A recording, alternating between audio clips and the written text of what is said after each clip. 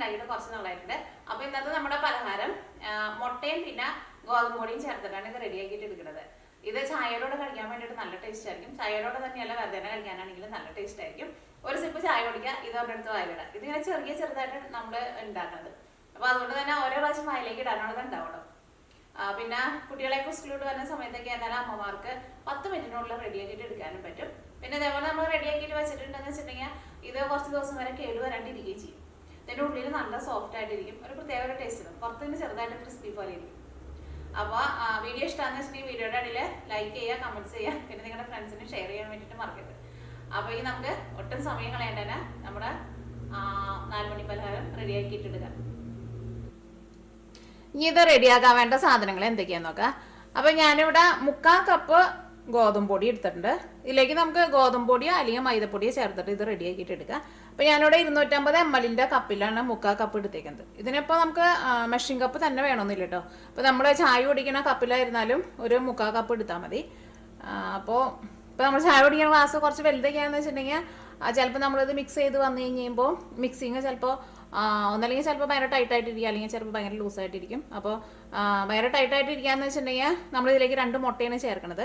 അപ്പോൾ നിങ്ങളതനുസരിച്ചിട്ട് മുട്ട കുറച്ചും കൂടി ചേർത്ത് കൊടുത്താൽ മതി. ഇനിയിപ്പോൾ ഭയങ്കര ലൂസായിട്ടിരിക്കുകയെന്ന് വെച്ചിട്ടുണ്ടെങ്കിൽ നിങ്ങളതനുസരിച്ചിട്ട് ഗോതമ്പ് പൊടി കൂടുതൽ ചേർത്ത് കൊടുത്താൽ മതി. അപ്പോൾ ഒരു ഏകദേശം അളവിൽ എടുക്കുക. മെഷീൻ കപ്പ് ഉണ്ടെന്ന് വെച്ചിട്ടുണ്ടെങ്കിൽ മെഷീൻ കപ്പിൽ തന്നെ എടുക്കാൻ വേണ്ടിയിട്ട് നോക്കാം. അപ്പോൾ 3/4 കപ്പ് ഗോതമ്പ് പൊടി, പിന്നെ മധുരത്തിന് വേണ്ടിയിട്ട് 5 ടേബിൾ സ്പൂൺ പഞ്ചസാര, 2 മുട്ട, പിന്നെ 2 ടേബിൾ സ്പൂൺ ബട്ടർ എടുത്തിട്ടുണ്ട്. ബട്ടർ തന്നെ വേണമെന്ന് നിർബന്ധമില്ല കേട്ടോ, നെയ്യായിരുന്നാലും കുഴപ്പമില്ല. ബേക്കിംഗ് പൗഡർ വേണം, പിന്നെ വാനില എസൻസ് വേണം, പിന്നെ ഇതിലേക്ക് നമുക്ക് ആവശ്യത്തിന് ഉപ്പും വേണം. ഇത്രയ്ക്ക് സാധനങ്ങൾ മാത്രമേ നമുക്ക് ഇതിലേക്ക് ആവശ്യമുള്ളൂ. പെട്ടെന്ന് തന്നെ റെഡിയാക്കിയിട്ട് എടുക്കുക. കുട്ടികൾക്കൊക്കെ വൈകിട്ട് സ്കൂള് വിട്ട് വരുമ്പോൾ അമ്മമാർക്ക് പെട്ടെന്ന് റെഡിയാക്കിയിട്ട് എടുക്കാൻ വേണ്ടിയിട്ട് പറ്റിയേക്കണം ഒരു 4 മണി പലഹാരം. അപ്പോൾ അതിലേക്കുള്ള മിക്സിങ് റെഡിയാക്കാൻ വേണ്ടിയിട്ട് ഫസ്റ്റ് ഞാൻ ഈ ബൗളിലേക്ക് 3/4 കപ്പ് ഗോതമ്പ് പൊടിയാണ് ചേർക്കുന്നത്. കാരണം മെഷീൻ കപ്പിൽ എടുക്കാമെന്ന് വെച്ചിട്ടുണ്ടെങ്കിൽ ഇതെല്ലാം കൂടിയിട്ട് മിക്സ് ചെയ്ത് വരുമ്പോൾ അതിൻ്റെ ആ കൺസിസ്റ്റൻസി നല്ല കറക്റ്റായിട്ട് വരും. ഇനി ഇതിലേക്ക് 1/2 ടീസ്പൂൺ ബേക്കിംഗ് പൗഡർ ചേർക്കുക. ബേക്കിംഗ് സോഡയല്ല ചേർക്കുന്നത്, ബേക്കിംഗ് പൗഡറാണ് ചേർക്കുന്നത്.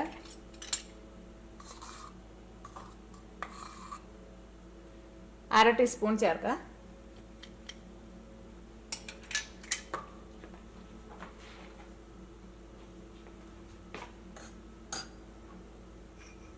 ഇതിലേക്ക് ആവശ്യത്തിന് ഉപ്പ് ചേർക്കുക. ഞാൻ അതിലേക്ക് ഒരു 3 നുള്ള ഉപ്പ് ചേർത്തിട്ടുണ്ട്. ഇതെല്ലാം കൂടിയിട്ടാണ് മിക്സ് ചെയ്യുക. അപ്പോൾ ഈ ഗോതമ്പ് പൊടിയിലേക്ക് ഈ ബേക്കിംഗ് പൗഡർ നന്നായിട്ട് മിക്സ് ആവുമല്ലോ. ഇങ്ങനെ മിക്സ് ചെയ്ത് കഴിഞ്ഞിട്ട് പിന്നെ ബാക്കിയുള്ളത് ചേർത്താൽ മതി. ഇപ്പോൾ കുറച്ചല്ലേ ഉള്ളൂ, അപ്പോൾ അതുകൊണ്ട് തന്നെ അരിപ്പയിൽ ഇട്ടിട്ട് ഇനി മിക്സ് ചെയ്യാം. അങ്ങനെ മിക്സ് ചെയ്തിട്ട് എടുക്കില്ലേ നമ്മൾ ബേക്കിംഗ് പൗഡർ ചേർക്കുമ്പോൾ. അത് കുറച്ചായതുകൊണ്ട് ഇങ്ങനെ മിക്സ് ചെയ്തിട്ട് എടുത്താൽ മതി. ഇതെല്ലാം കൂടിയിട്ട് നന്നായിട്ട് മിക്സ് ആയിട്ടുണ്ട്. ഇനി ഇതിലേക്ക് 2 മുട്ട ചേർക്കുക. പിന്നെ നമ്മൾ എടുക്കണ മുട്ടയിൽ ചിലപ്പോൾ ഇപ്പോൾ നമ്മൾ ചെറിയ മുട്ടയൊക്കെ എടുക്കുന്നത് വെച്ചിട്ടുണ്ടെങ്കിൽ ചിലപ്പോൾ നമ്മുടെ മാവ് മിക്സ് ചെയ്ത് കഴിഞ്ഞ് വരുമ്പോൾ ചിലപ്പോൾ കുറച്ച് ടൈറ്റായിട്ടിരിക്കും. അപ്പോൾ നിങ്ങൾ അതനുസരിച്ചിട്ട് കുറച്ചുകൂടി മുട്ട ചേർത്ത് കൊടുത്തോ. ഇനി ഇതിലേക്ക് 6 ടേബിൾ സ്പൂൺ പഞ്ചസാര ചേർക്കുക. 5 ടേബിൾ സ്പൂൺ പഞ്ചസാര ചേർത്താൽ അത്യാവശ്യം മധുരം ഉണ്ടാവും. എന്നാലും ഒന്നുകൂടി നല്ലൊരു മധുരം വേണമെന്ന് വെച്ചിട്ടുണ്ടെങ്കിൽ ഒരു 6 ടേബിൾ സ്പൂൺ പഞ്ചസാര ചേർക്കുക. ഇതിലേക്ക് 2 ടേബിൾ സ്പൂൺ ബട്ടർ ചേർക്കുക. ഞാനിവിടെ ബട്ടർ ഞാൻ ഫ്രിഡ്ജിൽ വെച്ചേക്കുന്നത് ഭയങ്കര ഹാർഡായിട്ടിരിക്കുകയാണ്. അപ്പോൾ ഇതൊന്ന് ചൂടാക്കിയിട്ട് എടുത്തിട്ടുണ്ട്. അല്ലെങ്കിൽ ബട്ടറിന് പകരം നെയ്യായാലും കുഴപ്പമില്ല. ഇതിലേക്ക് 1 ടീസ്പൂൺ വാനില എസൻസ് ചേർക്കുക. ഇനിയിപ്പോൾ നിങ്ങൾക്ക് വാനില എസൻസിൻ്റെ ടേസ്റ്റ് വേണ്ടെന്ന് വെച്ചിട്ടുണ്ടെങ്കിൽ ചേർത്തില്ലെങ്കിൽ കുഴപ്പമില്ല, പക്ഷേ വാനില എസൻസും കൂടി ചേർക്കുക. അപ്പോൾ ഒരു നല്ലൊരു ടേസ്റ്റ് ഉണ്ടാവും. ചേർക്കാനുള്ളതെല്ലാവരും ചേർത്ത് കഴിഞ്ഞു. ഇതെല്ലാം കൂടിയിട്ട് നന്നായിട്ട് മിക്സ് ചെയ്തിട്ട് എടുക്കുക. ഇതേപോലെ ഒരു സ്പൂൺ വെച്ചിട്ട് മിക്സ് ചെയ്യുക. ഞാൻ നേരത്തെ പറഞ്ഞവർ മിക്സ് ചെയ്ത് കഴിഞ്ഞ് കഴിയുമ്പോൾ മാവ് ഭയങ്കര ടൈറ്റായിട്ട് ഇരിക്കുകയെന്ന് വെച്ചിട്ടുണ്ടെങ്കിൽ നിങ്ങൾ അതനുസരിച്ചിട്ട് മുട്ട ചേർത്ത് കൊടുക്കുക. ഭയങ്കര ലൂസായിട്ട് ഇരിക്കുകയെന്ന് വെച്ചിട്ടുണ്ടെങ്കിൽ അതനുസരിച്ചിട്ട് ഗോതമ്പ് പൊടി ചേർത്ത് കൊടുക്കുക.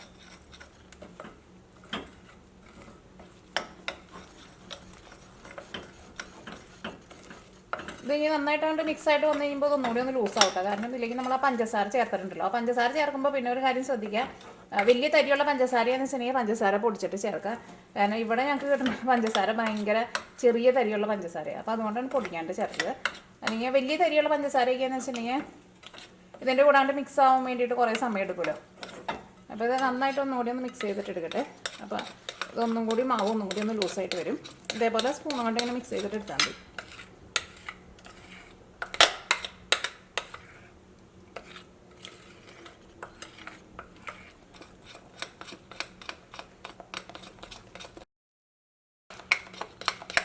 അതായത് ഒന്നുകൂടി നന്നായിട്ട് മിക്സ് ആവുന്നതനുസരിച്ചിട്ട് മാവ് ഒന്നുകൂടി നല്ല സ്മൂത്തായിട്ട് ഒന്നുകൂടി നന്നായിട്ടൊന്ന് ലൂസായിട്ട് വരുന്നുണ്ട്.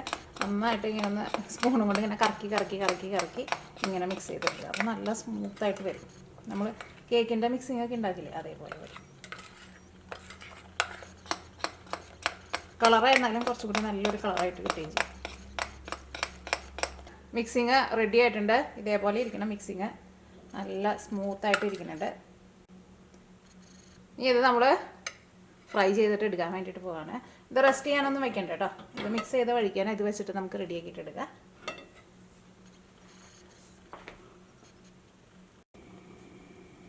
ഇത് നമ്മൾ ഫ്രൈ ചെയ്തിട്ട് എടുക്കാൻ വേണ്ടിയിട്ട് പോവാണ്. അതിന് വേണ്ടിയിട്ട് ഞാനിവിടെ ഒരു പാൻ വെച്ചിട്ട് അതിലേക്ക് ആവശ്യത്തിന് ഓയിൽ ഒഴിച്ചിട്ടുണ്ട്. ഇത് ഞാനിവിടെ അപ്പച്ചട്ടിയായിട്ട് എടുത്തേക്കുന്നത്. ഇതാകുമ്പോൾ ചെറുതുള്ളൂ, എൻ്റെ അടുത്ത് ഇത്രയ്ക്ക് ചെറുത് വേറെ ഇല്ല. അതിന് പിന്നെ കുഴിയുണ്ടല്ലോ. അപ്പോൾ ഇനി നമ്മൾ ഇതിന് ഈ അപ്പത്തിന് ഇതിനങ്ങനെ പ്രത്യേകിച്ച് അങ്ങനെ ഒരു ഷേപ്പൊന്നുമില്ല കേട്ടോ. ഇപ്പോൾ നമ്മുടെ ഓയിൽ നന്നായിട്ട് ചൂടായിട്ടുണ്ട്. പിന്നെ ഈ പലഹാരത്തിന് അങ്ങനെ പ്രത്യേകിച്ച് അങ്ങനെ ഒരു ഷേപ്പൊന്നുമില്ല കേട്ടോ. നമ്മൾ സ്പൂണിലെടുത്തിട്ട് കുറേശ്ശെ ഓയിലിലേക്കാണ്ട് ഇട്ട് കൊടുക്കും. എന്നിട്ട് നന്നായിട്ട് മൊരിച്ചിട്ട് എടുക്കും.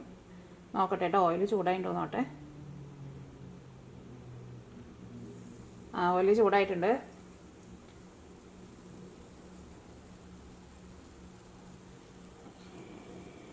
അപ്പോൾ ഇനി കുറേശ്ശെ ഈ ഓയിലിലേക്ക് ഇങ്ങനെ ഇട്ട് കൊടുക്കുക.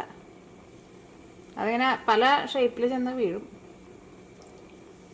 ഈ പതുക്കെ ഒന്ന് കുറച്ച് വയ്ക്കട്ടെ, അല്ലെങ്കിൽ കൈമേക്ക് ചൂട് തട്ടുണ്ട്.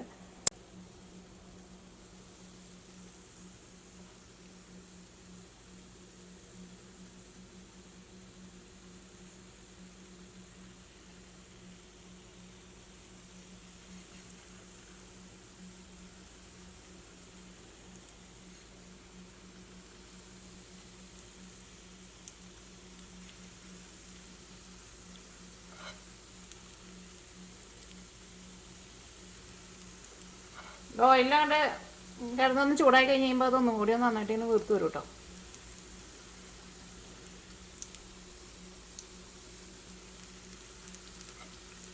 പിന്നെ നല്ല ചെറുതായിട്ട് വേണമെന്ന് വെച്ചിട്ടുണ്ടെങ്കിൽ അങ്ങനെ ചെറുതായിട്ട് ഇട്ടാക്കാം.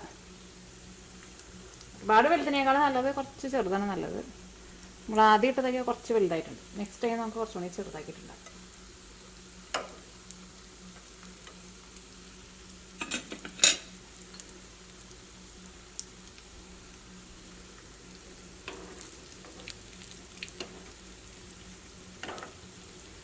ഈ രണ്ട് സൈഡും തിരിച്ച് മറിച്ചിട്ടിട്ട് ഇത് മൊരിച്ചിട്ട് എടുക്കുക. തീ ഒരുപാട് അങ്ങോട്ട് കൂട്ടി വയ്ക്കണ്ട കേട്ടോ. നല്ലൊരു ഗോൾഡൻ ഒരു ബ്രൗൺ കളറാവണം കേട്ടോ. അപ്പോൾ അത് ചൂടാറി കഴിഞ്ഞ് കഴിയുമ്പോൾ ഇരുന്ന് കഴിയുമ്പോൾ ഇത് ഒന്ന് നല്ല ക്രിസ്പി ആയിട്ട് വരികയും ചെയ്യും. ഭയങ്കര ക്രിസ്പി അല്ല, എന്നാലും അത്യാവശ്യം നല്ലൊരു ക്രിസ്പി ആയിട്ട് വരും. ഇപ്പോൾ ഗോൾഡൻ കളറിനേക്കാളും നല്ലത് കുറച്ചൊരു ബ്രൗൺ കളറാക്കിയിട്ട് എടുക്കുന്നത് നല്ലത്. തീ ഒരുപാട് അങ്ങോട്ട് കൂട്ടി വയ്ക്കണ്ട.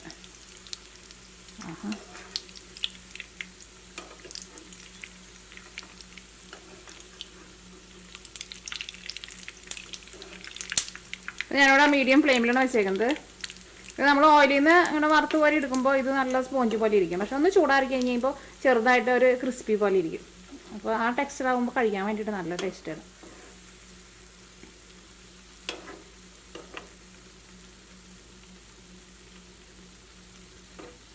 അപ്പോൾ ഞാനിവിടെ മീഡിയം ഫ്ലെയിമിലാണ് വെച്ചേക്കുന്നത്. ഓയിലിൽ നിന്ന് എടുക്കാൻ പറയുമ്പോൾ തീ ഒന്ന് നന്നായിട്ട് കൂട്ടിയിട്ട് പെട്ടെന്ന് അങ്ങനെ ഓയിലിൽ നിന്ന് എടുത്തോ. അല്ലെങ്കിൽ കൂടുതൽ നേരം വെച്ചിട്ടുണ്ടെന്ന് വെച്ചിട്ടുണ്ടെങ്കിൽ ഇതിൻ്റെ കളറ് പെട്ടെന്ന് അങ്ങോട്ട് മാറും. ഇങ്ങനെ വറുത്തിട്ട് എടുക്കുമ്പോഴായിരുന്നാലും ഒരുപാട് ഓയിലൊന്നും കുടിക്കില്ല കേട്ടോ. ഒന്നും കൂടി ഒരു കളറ് ഒരു ബ്രൗൺ കളറായിട്ടുണ്ട്. ഇങ്ങനത്തെ ഒരു കളർ വരണം. ഇനി ഞാനിവിടെ തീ നന്നായിട്ട് കൂട്ടി വയ്ക്കാണ്. തീ നന്നായിട്ട് കൂട്ടി വെച്ചിട്ട് പെട്ടെന്ന് നമുക്ക് ഓയിലിൽ നിന്ന് അങ്ങോട്ട് എടുത്ത് മാറ്റാം. അപ്പോൾ എൻ്റെ ഉള്ള ഓയിൽ അങ്ങനെ ഉണ്ടെന്ന് വെച്ചിട്ടുണ്ടെങ്കിൽ ഓയിൽ പുറത്തേക്ക് വരികയും ചെയ്യും തീ നന്നായിട്ട് കൂട്ടി വയ്ക്കുമ്പോൾ. അപ്പോൾ ഇനി നമ്മളിത് എടുക്കാൻ വേണ്ടിയിട്ട് പോവാണ്.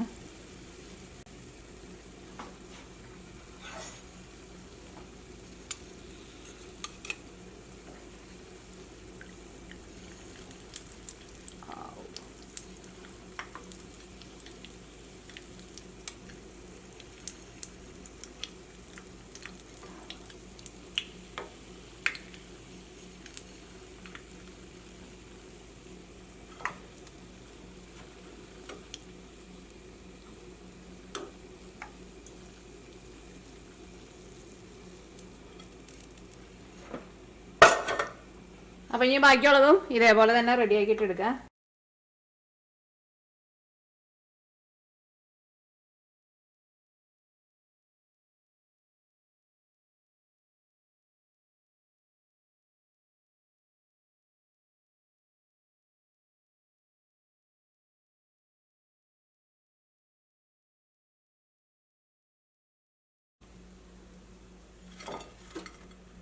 ഇതാ ഒരെണ്ണം പുറത്തേക്ക് ചാടി.